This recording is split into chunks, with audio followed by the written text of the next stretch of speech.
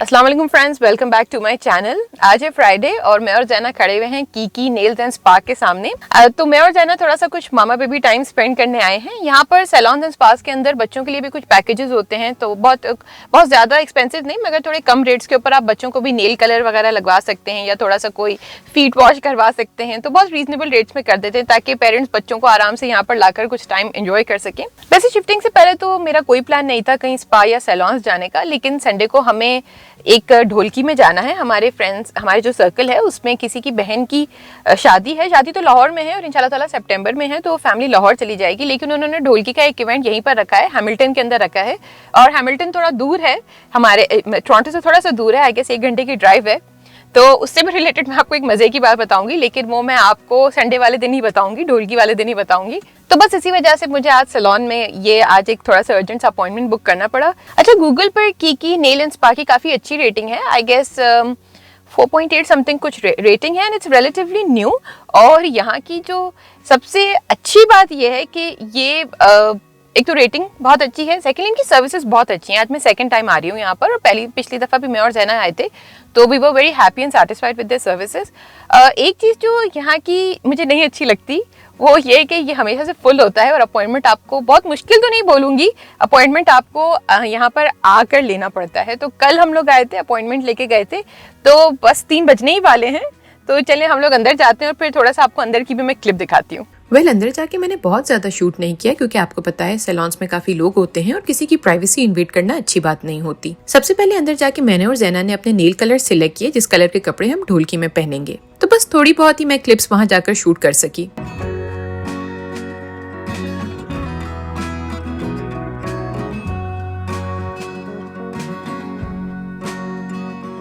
और ऐसा हो ही नहीं सकता कि हम बाहर आए और जैना को कोई स्नैक न लेना हो।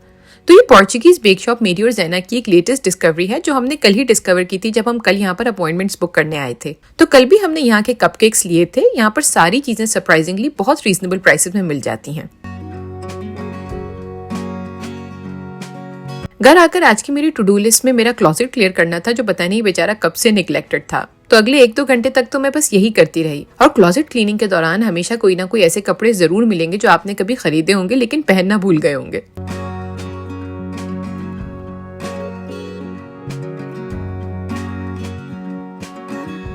अच्छा, फाइनली क्लोजेट मेरा क्लीन हो चुका है। इतना टाइम नहीं लगा मुझे जितना मुझे लग रहा था कि लगेगा।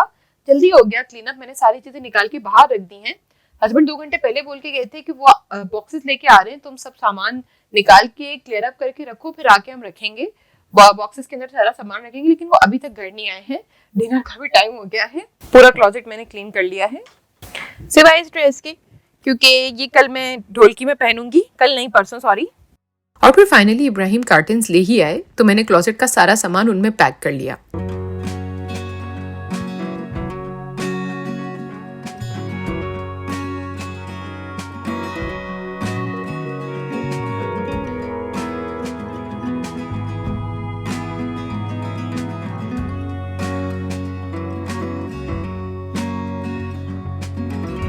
ये दूसरे दिन सैटरडे की वीडियो है। आप देख रहे हैं कि घर कितना मेसी हो गया है। अब मैं लंच की तैयारी करने लगी हूँ और आज मैंने सोचा है कि काफी दिनों से मैं चिकन या मटन के ही आइटम्स बना रही हूँ, तो आज कुछ अलग हो जाए। आज मैं फर्स्ट टाइम इंडियन स्टाइल की खट्टे दही की कड़ी बना रही हूँ, जिसकी रेसिपी मेरी एक एक्स कोवर्कर किरण ने दी है, जिनका ताल्लुक दिल्ली से है। तो यहाँ मैं 650 ग्राम दही ले रही हूँ, जिसको मैंने फ्रिज से बाहर निकाल के 7 से 8 घंटे ओवन में रख दिया। और इस प्रोसेस से दही खट्टा हो जाता है। आपने ओवन ऑन नहीं करना, बस ऐसे ही उसको किसी वार्म कॉर्नर में रख देना है। वैसे आज से पहले कड़ी बहुत दफा बनाई है, लेकिन दही को खट्टा करके बनाना तो मैंने खुद भी पहली दफा ही सुना था। तो किरण हम सबके लिए बना के लाई थी कड़ी, और मुझे बहुत अच्छी लगी थी, तो मैंने उनसे रेसिपी ले ली थी। दही को मैं अब एक बड़े पतीले में डाल के अच्छी तरह उसको फेंटूंगी। अच्छा, एक मिस्टेक मुझसे यहाँ पर हो गई जो मैं आपको बताती चलूं, और वो ये है कि मैंने दही को इतना देर नहीं फेंटा जितना मुझे करना चाहिए था। मैंने बस उसको इतना ही फेंटा जितना हम रेगुलर दही की कड़ी के लिए करते हैं। एक फैक्ट उन्होंने ये भी बताया था कि इंडिया में खट्टा दही दुकान से मिल जाया करता है, तो ये खट्टा करने का प्रोसेस आपको घर पर नहीं करना पड़ता। फिर मैंने इसमें 1 टीस्पून हल्दी डाली और उसके बाद 4 टेबलस्पून बेसन। आखिर में मैं इसमें 1 से 1.5 लीटर पानी डालूंगी और उसको फिर फेंटूंगी कि कोई उसमें लम्स ना रहे।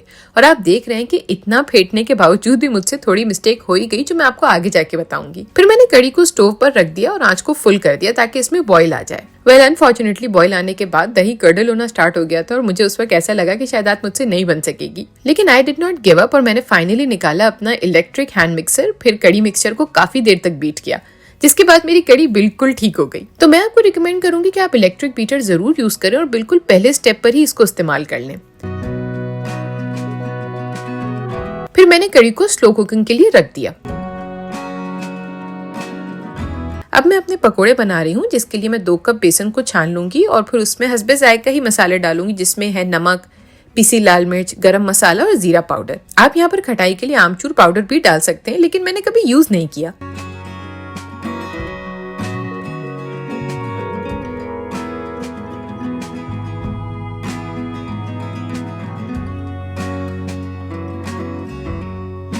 अच्छा, मैं पकौड़ों में थोड़ी प्याज डाल रही हूँ, but this step is completely optional. आप चाहें तो स्किप कर सकते हैं, क्योंकि कुछ लोग कड़ी के पकौड़े बिल्कुल सादे पसंद करते हैं और कुछ सब्जियों वाला पसंद करते हैं। लाइक किरण जो हमारे लिए कड़ी बनाकर लाई थी, उसमें प्याज और पालक दोनों थी और वो भी टेस्ट में बहुत अच्छा लग रहा था।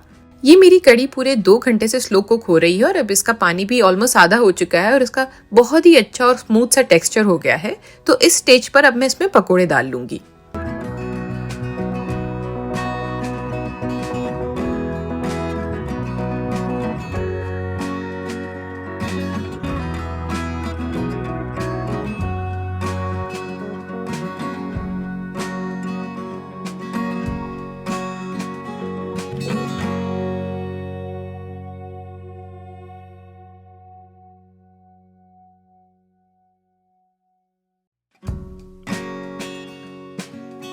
अच्छा, एक और पॉजिटिव अपडेट आपको शिफ्टिंग के हवाले से यहाँ पर दे दूं कि ऑल्दो हमारी शिफ्टिंग 1 अगस्त को है, लेकिन घर के ओनर ने हमें घर की चाबियां दे दी हैं और हमें अलाउ कर दिया है कि हम अपने घर का सामान वहां पर लाकर रख सकते हैं। तो अभी तक जो सामान पैक हो चुका है, तो इब्राहिम अभी वही ड्रॉप करने जा रहे हैं और मैंने उनसे वापसी में कड़ी पत्ता मंगाया था। वेल, एक दुख भरा इंसिडेंट ये हुआ कि 4 अलग अलग दुकानों पर भी जाने के बावजूद उनको कड़ी पत्ता नहीं मिल सका। कभी कभी यहाँ पर कुछ देसी आइटम्स तलाश करना काफी चैलेंजिंग हो जाता है, तो मुझे अपना तड़का फिर बगैर कड़ी पत्ते के ही बनाना पड़ा। अच्छा, तड़का इसका काफी डिटेल में है। सबसे पहले तो मैंने साबुत गरम मसाले रेडी कर लिए और साबुत गरम मसालों में मैंने लिया है जीरा, 1 स्टिक दालचीनी, 1 बड़ी इलायची, छोटी इलायची के दाने, मेथी दाना, लौंग, साबुत धनिया और 1 तेज पत्ता। तो सबसे पहले मैं ऑयल को गर्म करूंगी और इसमें तमाम साबुत मसाले डाल के इसको फ्राई करूंगी। उसके बाद थोड़ी सी हींग। फ्राइंग के दौरान आपको ख्याल रखना है कि आपका मसाला जल ना जाए और बस उसमें से खुशबू आने तक ही आपको फ्राई करना है। फिर एक दरमियानी प्याज जो मैंने चॉप कर ली थी उसमें डाल के लाइट ब्राउन होने तक आपको फ्राई करना है।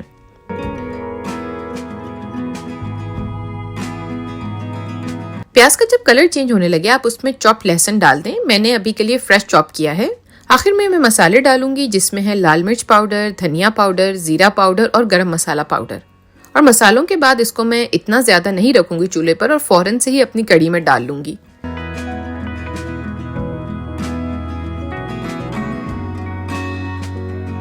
और ये देखिए, मजेदार सी खट्टे दही की कड़ी बिल्कुल तैयार है। बहुत ही ये टेस्टी बनी थी, आप लोग जरूर ट्राई करिएगा। आपको उसका टेस्ट बहुत ही यूनिक और बहुत ही अच्छा लगेगा।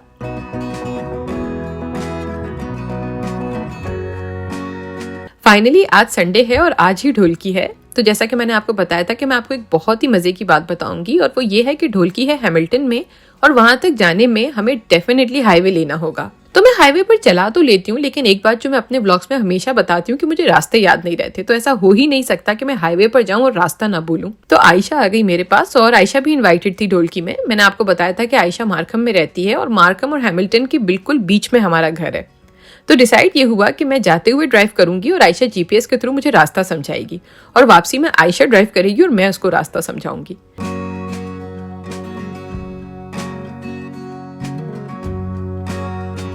फिर हम सब तैयार होकर निकल गए और बस अभी 5 मिनट ही हुए थे कि मुझे याद आया कि हमने दुल्हन के लिए तो कोई प्रेजेंट ही नहीं लिया।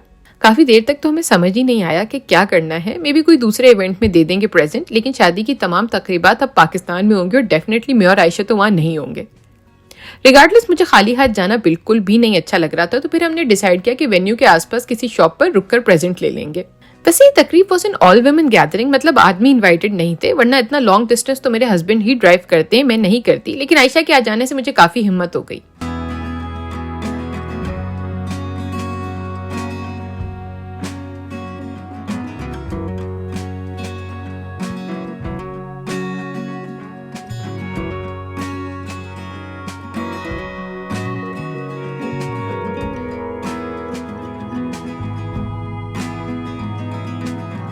फिर हमने वेन्यू के पास शॉपर्स ट्रक मार्ट पर स्टॉप ओवर किया और अब ये डिसाइड करना था कि प्रेजेंट क्या लिया जाए।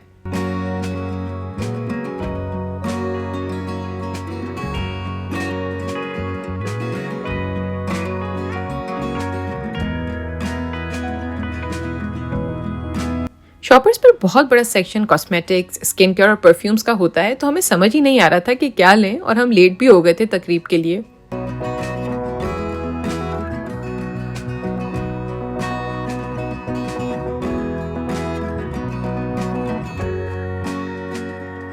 गिफ्ट खरीदने से पहले मैंने ब्राइड के लिए कार्ड और गिफ्ट बैग ले लिया। फाइनली हम दोनों ने परफ्यूम्स पसंद कर लिए और शॉपर्स का स्टाफ वाज सुपर फ्रेंडली। उन्होंने हमारी अर्जेंसी को देख के हमारी काफी हेल्प की।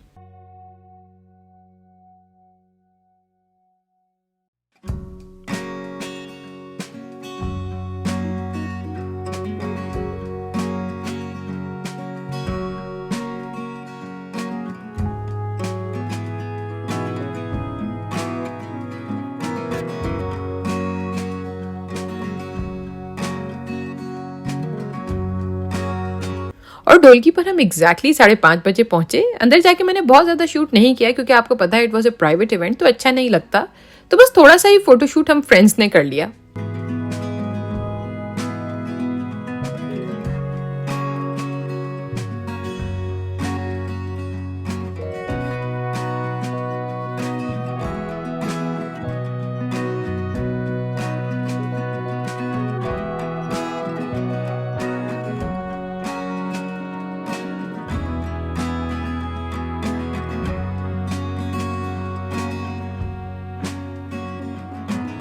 फिर हम लोग रात 8:30 बजे वापसी के लिए निकल गए and as per the arrangement Ayesha वापसी में ड्राइव करेगी।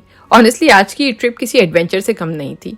तो आज के लिए इतना ही था फ्रेंड्स। इंशाल्लाह ताला मिलते हैं अगले व्लॉग में। मेरे चैनल को प्लीज सब्सक्राइब करें, मेरी वीडियोस को लाइक करें, दुआओं में याद रखिएगा। अल्लाह हाफिज एंड बाय।